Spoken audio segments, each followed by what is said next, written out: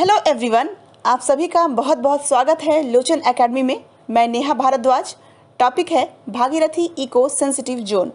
तो Bhagirathi eco sensitive zone के कठोर प्रावधानों से आहत उत्तराखंड को जल्द ही कुछ राहत मिलने की उम्मीद है। तो चलिए इस टॉपिक को विशेष रूप से समझते हैं। सबसे पहले समझेंगे कि यह टॉपिक चर्चा में क्यों है।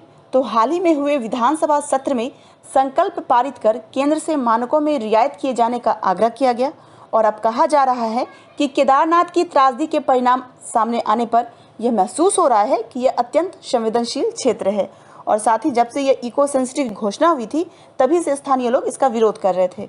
मैप में देख सकते हैं कि कहाँ पे रोड है। तो प्रोजेक्ट रोड जो है ये ब्लू लाइन से मार्क किया गया है, ठीक है, और project road for eco sensitive zone जो है यहाँ पे ये रेड से मार्क किया गया है। उत्तराखंड राज्य में चारधाम सड़क परियोजना की समीक्षा बैठक में केंद्रीय पर्यावरण, वन एवं जलवायु परिवर्तन ने वीडियो कॉन्फ्रेंसिंग के माध्यम से बताया है कि भागीरथी इको सेंसिटिव जोन के लिए जोनल मास्टर प्लान, जिसे उत्तराखंड सरकार द्वारा तैयार किया गया है और भारत सरकार के जल शक्ति मंत्रालय द्वारा मूल्यांकन किया गया और साथ ही केंद्रीय पर्यावरण, वन एवं जलवायु परिवर्तन मंत्रालय द्वारा 16 जुलाई 2020 को मंजूरी प्रदान की गई। अब समझेंगे कि इसकी घोषणा कब की गई थी या कब इसे जारी किया गया था। तो इसके जो महत्वपूर्ण बिंदु हैं इसको समझते हैं।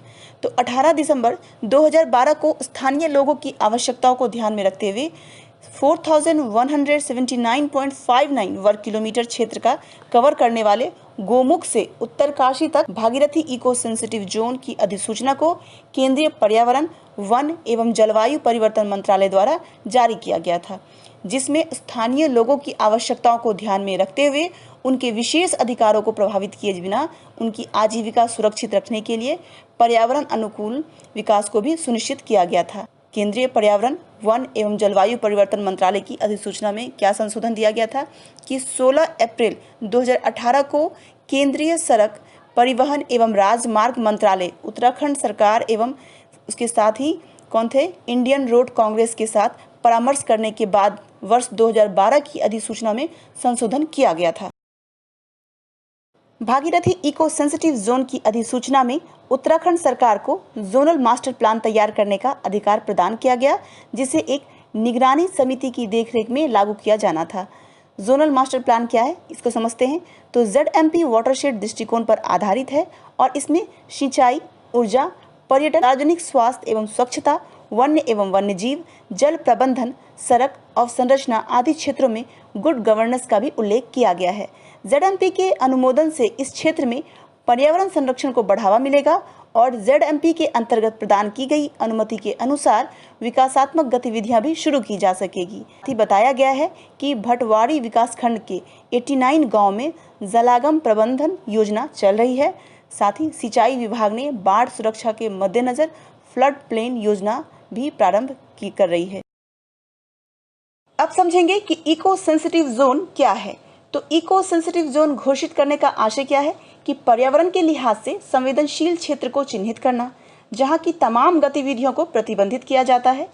कुछ गतिविधियों को अनुमति से जबकि कुछ को नियमानुसार संचालित करने का प्रावधान किया जाता है। इको सेंसिटिव में उत्तरकाशी के 88 गांव शामिल हैं। नोटिफिकेशन के बाद अब नदी के किनारे से 5 किलोमीटर के दायरे में आने वाले क्षेत्रों में तारकोल वाली सड़कें भी नहीं बन पाएगी। प्लास्टिक पूरी तरह से बंद कर दी गई है। विकास से संबंधित तमाम कार्यों के लिए प्रशासनिक स्वीकृति लेनी होगी। यही कारण है कि ग्रामीणों के साथ नेताओं से भी इसका विरोध किया जा रहा है। अब समझेंगे चार धाम परियोजना। तो इस परियोजना के अंतर्गत 900 किलोमीटर का राजमार्ग बनाया जाएगा, जो हिंदू तीर्थ गंगोत्री, यमुनोत्री, केदारनाथ, बद्रीनाथ को जोड़ेगा। मैप में भी देख सकते हैं आप लोग। तो 12,000 करोड़ रुपए की लागत से 880 किलोमीटर से ज़्यादा सड़क चौड़ीकरण का काम होना था। इसमें परियोजना को अगले साल मार्च तक पूरा करने का लक्ष्य निर्धारित किया गया था। इस परियोजना के अंदर वर्तमान सड़कों की जो चौड़ाई थी वो 12 मीटर से बढ़कर 24 मीटर किया जाने का प्रावधान था और इसके अतिरिक्त कई स्थानों पर सुरंग, बाईपास, स्कूल, भूमिगत मार्ग एवं जल निकास बनाए जाएंगे।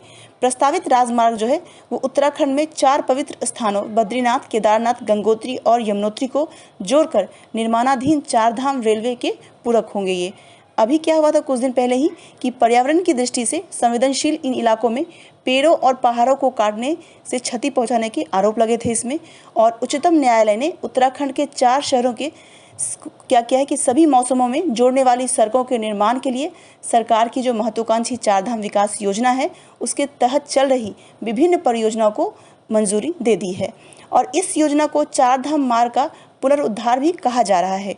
केंद्र की इस महत्वाकांक्षी परियोजना के तहत चीन सीमा और 4 धामों तक पहुंचने वाली सड़कों को विश्व स्तर तक बनाया जाना है। तो हमारे चैनल को लाइक करें, सब्सक्राइब करें और अपने फ्रेंड्स को शेयर करें। आज के लिए इतना ही। Thank you.